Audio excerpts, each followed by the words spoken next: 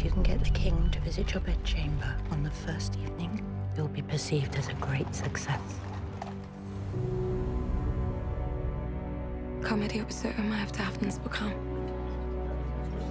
Jeg, kong Christian den 7.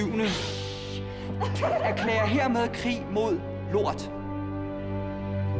Struens, hvad vil du sige til at skifte stilling? Hvad er det for en stilling? Kongens livlag. Jeg kan godt lide at drikke, jeg kan godt lide luder med store bryster, og jeg kan godt lide at slås. Og hvad er der galt i det? Hvorfor var det lige mig, der skulle have den kedelige gås, hva'? Gør hende sjov. Jeg vil gerne have en sjov dronning. Jeg tror ikke, de selv er klar over, hvor meget indflydelse det har på Christian og Struense. Jeg tror, du kan blive en fantastisk konge, Christian.